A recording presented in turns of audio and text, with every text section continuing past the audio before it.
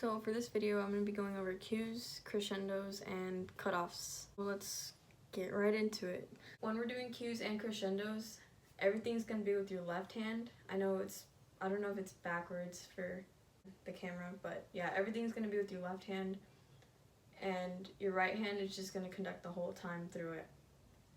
Whenever we do cues in the show, they're just mainly used for like our high impact points in our music, and like it just shows like more intensity whenever we do it. So I'll show you guys how to prep for the cue, and then how to deliver it, and then how to get right back into conducting whatever time signature it is. I'll just do the 4/4 time signature for this example. So 1, 2, 3, 4, te, and on the te, your left hand should be in a fist, and your right hand is about to go down for the next beat in the next measure, which is beat 1.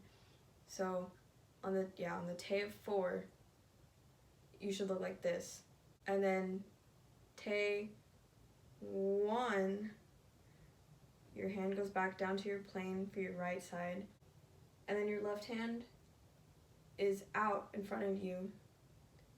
You can do it about just a little bit higher than eye level.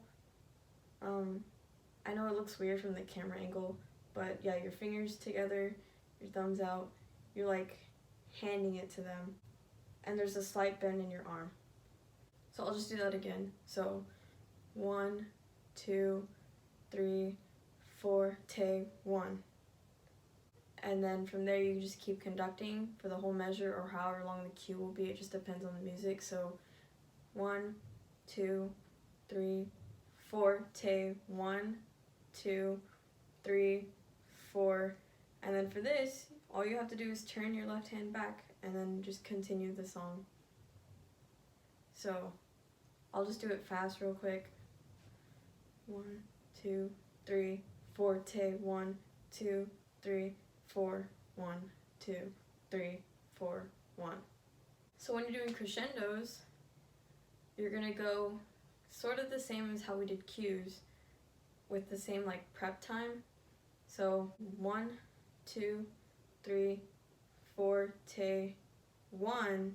So on the te, you're up again, and then 1, you bring it down here, right below your waist level, and then you can bring it up. And your arm, notice how it's like straighter than how you were for the cue, but not completely extended, just slight bend. Another important thing whenever you're conducting and crescendoing at the same time, you want to make sure that you're not moving up too fast. You want to take all of the beats and all of the space and time to move up your crescendo. So if it's a 4/4 bar and you have 4 beats, obviously, you're going to move up. You should be at your halfway point at 2 beats, and then the other 2 beats you should be up here. So 1, 2, 3, 4, te, 1, 2, 3, 4, 1, 2, 3, 4, 1. The same thing goes for decrescendos, except you're starting obviously at the top and showing the downward motion. So for this one, I know it's like tricky to switch between the te and then decrescendo. For this, we're just gonna stick our arms out there. So 1, 2, 3, 4, te, and then you start, 4, te, 1, and you just start going down. So it's easier, instead of doing this, you can just stick your hand out there. So 1, 2, 3, 4, te, 1, 2, 3. The same thing goes for this. You want to make sure you're taking an even amount of beats to travel down as well. So 1, 2, 3, 4, 1, 2, 3, 4, 1. And then you're just back at your home plate. And then whenever you put those two together, just depending on how long the crescendo and decrescendo is, it should just be a fluid up and down motion. Another thing, whenever you're decrescendoing, make sure you can see your palm. Not all the way, make it like at an angle. So 1, 2, 3, 4, 1, 2, 3, 4, 1, 2, 3, 4, 1. At first it might be a little bit difficult to do the whole like multitasking motion, so you can just practice conducting with one hand for a little bit, getting used to that, building that muscle memory, and then just practice doing this. That way you get the motion, and then you can start putting those together. It doesn't even have to be for 4/4 time. You can even just practice one beat down, or you can do 2/4 time. And that's pretty much it. Another thing I want to talk about is the cutoffs. There's a lot of different types of cutoffs, but for group conducting, we're going to just go over the basic ones, and then obviously at the end of the show there's a different cutoff where you come in down, so we'll go over that too. If I remember correctly, in the group conducting, we're doing dry 4/4 time for a lot of it, especially in the second movement. So at the end of the second movement, all I do is one, so I hit, cross, make sure my left hand is in front, my fingers are closed, spread out in that position, and then I pull the string, so I make a fist, and make sure it's above your head, well above your head, so the entire band can see it, and it makes it more dramatic. So you pull the string, and then when we're going to the next movement, just bring it back down. So it'll be 1, 2, 3, 4, hit, cross, choke, and down. And slower, it's 1, 2, 3, 4, hit, cross, choke, and down. And then for I think it's the first movement where it's 3/4 time, we do it a little bit different because it's the dry triangle pattern. So it'll be 1, 2, 3, and off. So 1, 2, 3, and off. Hit, cross, choke, and down. Hit, cross, choke, and down. So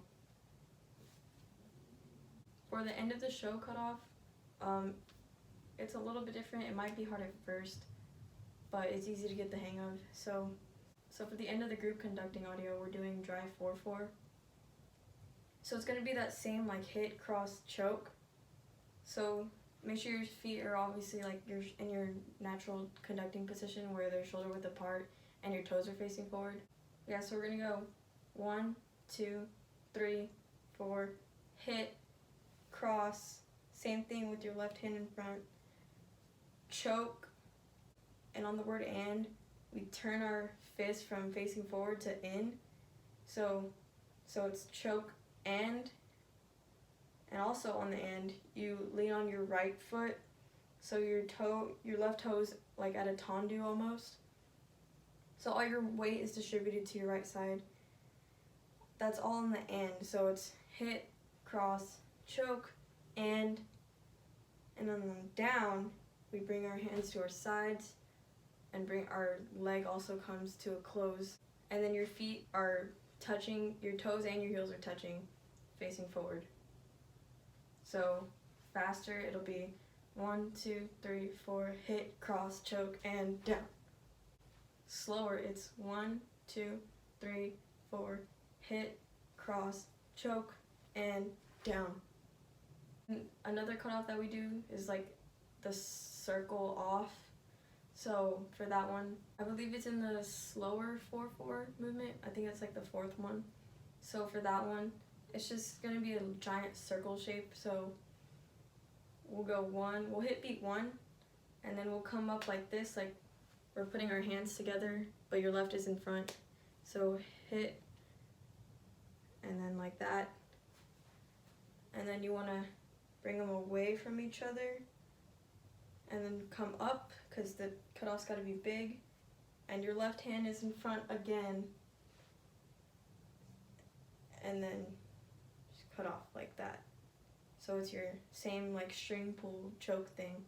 So 1 and off. So I hoped that actually like helped clear out some of you guys' questions and clarify it better. Just remember 3 important things that the directors are looking for is that you look good while conducting, you can stay in time, and you can match with me. Matching is like really, really, really, really important, because if there's one thing going on this side of the field and then one thing over here and 2 different things are happening 2 different times, the band's gonna get off and it's gonna be kind of chaotic. I've already made a video about commands. I just want to remind you that projection is really important, that you're speaking from your diaphragm. You can even like hold your hand to your diaphragm while you use it and make sure that it's coming from there so your voice projects more instead of using it from your throat where your voice will sound higher. And you want to lower your pitch in your voice so it comes out louder and stronger.